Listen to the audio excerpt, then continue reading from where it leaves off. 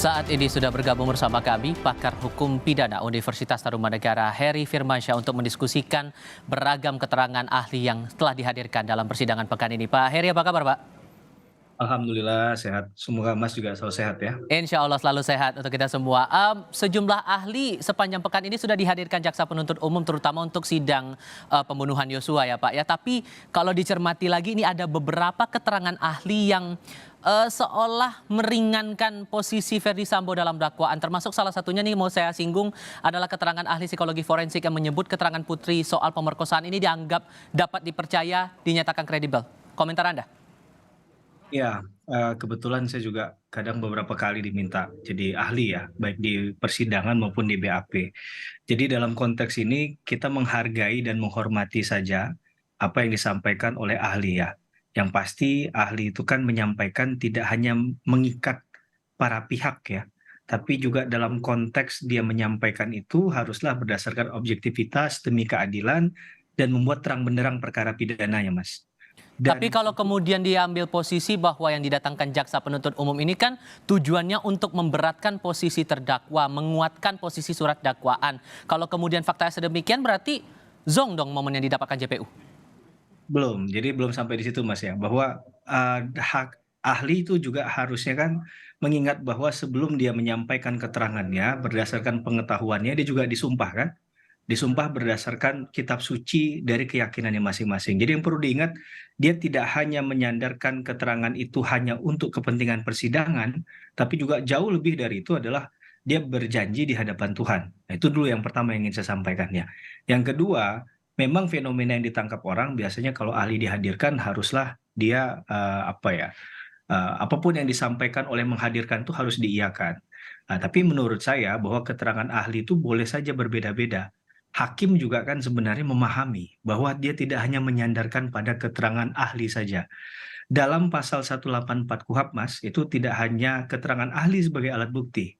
Itu hanya satu dari 5 alat bukti. Jadi tentunya hakim tidak hanya menyandarkan serta-merta hanya kepada keterangan ahli tersebut. Apalagi kalau keterangannya ternyata tidak membuat terang benderang perkara pidananya, Hmm. malah membuat itu jadi semakin rumit, semakin kompleks. Karena begini, Mas, kalau contohnya ahli pidana gitu kan, ahli pidana itu bisa dihadirkan oleh kedua belah pihak, oleh JPU maupun dari penasihat hukum. Nah, perspektifnya bisa berbeda karena apa? Karena cara pandangnya berbeda. Berbeda cara pandang karena apa? Karena mungkin bacaan bukunya berbeda, mazhab atau aliran teori yang mereka anut juga, yang mereka pahami berbeda. Nah, ini nggak akan ketemu, sehingga mereka akan mencoba menyandarkan pada teori yang menguntungkan, yang mendukung argumentasi hukumnya. Tapi persoalannya menurut saya bukan itu, bahwa argumentasi teori itu Hmm. mungkin hanya 100% dikenal di kelas. Tapi ketika di persidangan, seharusnya dibuat analisa yang lebih konkret.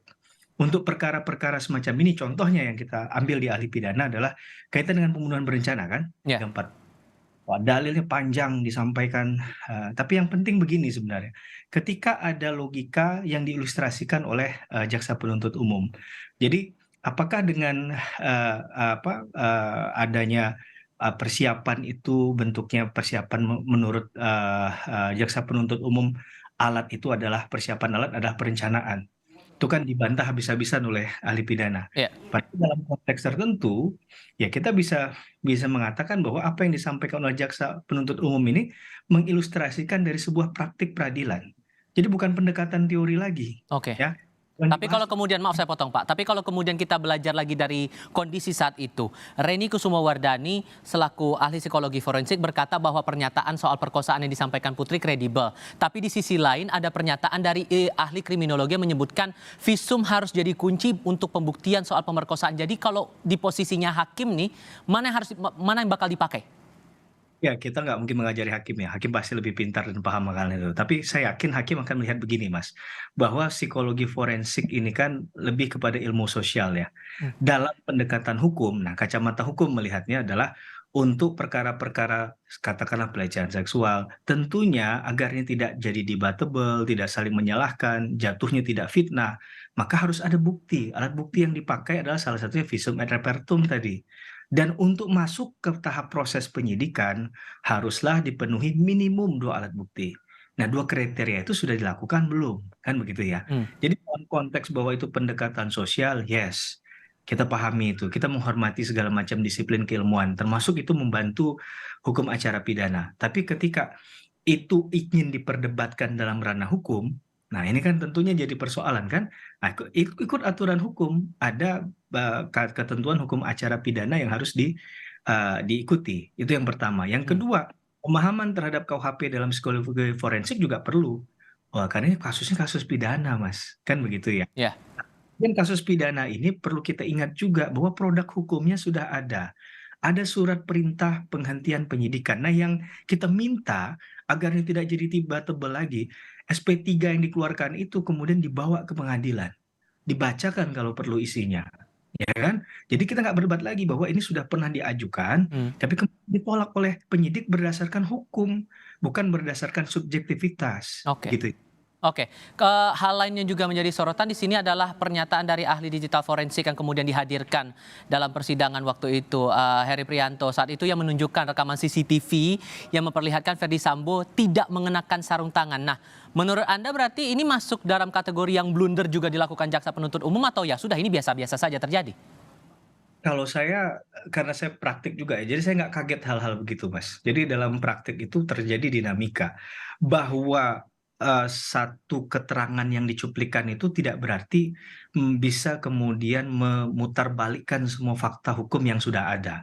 Contohnya begini tadi ya, kaitannya dengan sarung tangan. Sarung tangan itu hitam itu kan perdebatannya dipakai setelah turun atau kemudian dipakai di mana, begitu Hmm. kan? Persoalannya CCTV tidak ada yang menunjukkan, apa, ya yang terjadi di dalam. Nah, ini kan berarti ada persoalan di situ ya, kok CCTV yang terlihat itu hanya ketika Pak FS tidak menggunakan, sarung tangan. Nah, bagaimana ketika proses penembakan itu ternyata kan sudah dihilangkan. Hmm. Nah, siapa yang menyuruh menghilangkan ini? Persoalannya Mas, kalau memang ini adalah CCTV yang mendukung alat bukti bagi Mas dalam konteks pembelaan hukum, apakah akan dihilangkan? Itu pertanyaan logikanya saja. Saya rasa hakim pun akan membangunnya dari logika. Mengapa kemudian CCTV dihilangkan? CCTV yang penting lagi. Kalau memang ini dasarnya adalah persoalan pribadinya Eliezer dan kemudian dia mengeksekusi sendiri, nah itu kan berarti CCTV-nya nggak perlu dihilangkan untuk mendukung hal itu Hmm. ya.